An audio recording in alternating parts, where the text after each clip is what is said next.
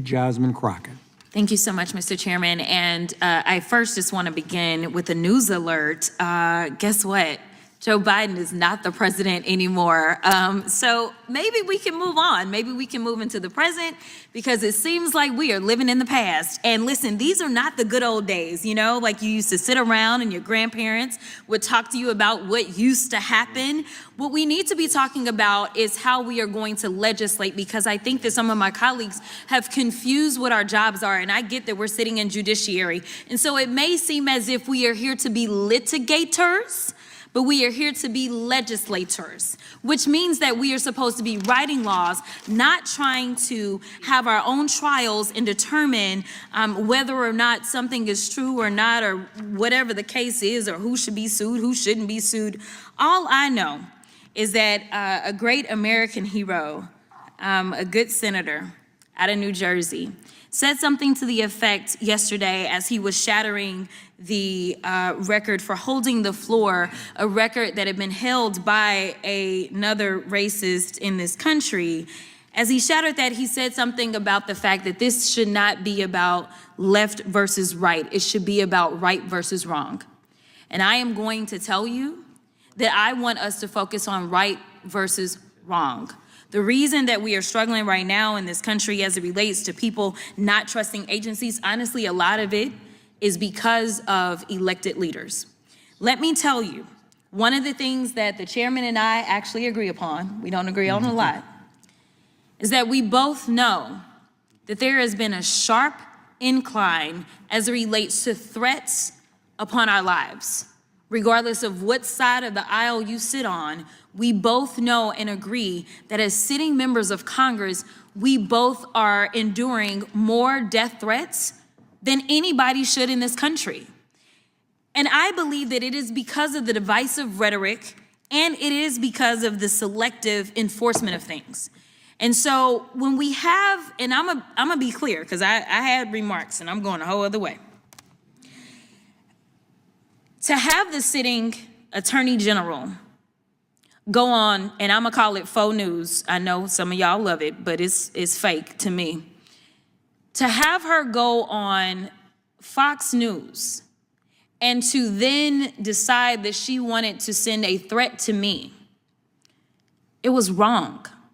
Because here it is, she is the highest law enforcement agent in this country, and people are watching and they are consuming this information, and they are believing that simply because I decided that I wanted to exercise my right to free speech, which I am not abridged from doing, that she then wanted to then politicize something that should not be politicized.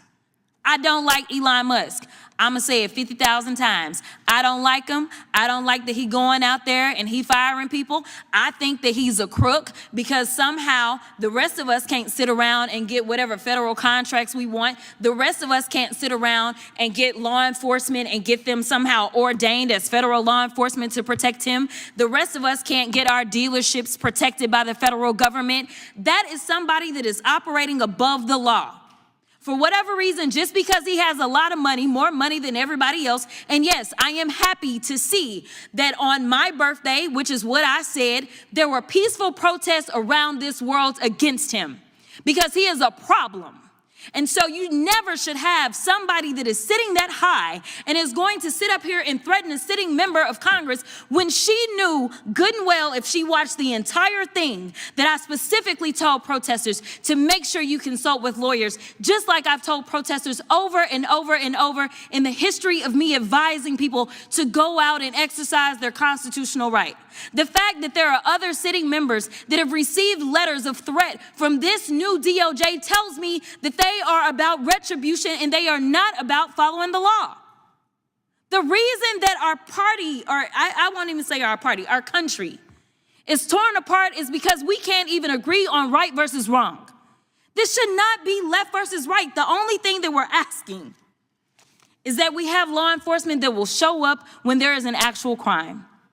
If somebody calls and says, hey, I need you to investigate this cyber crime, or I need you to investigate this child pornography, or I need you to investigate this robbery, then we want somebody to show up, and we don't want them to look at us and act as if just because I'm black or because I'm woman, that I am not worthy of having that case investigated, because we have an administration that is continuously railing against diversity, equity, and inclusion, or we don't need people that show up that feel like diversity should not be valued. That is why we should have somebody that may show up and looks like me.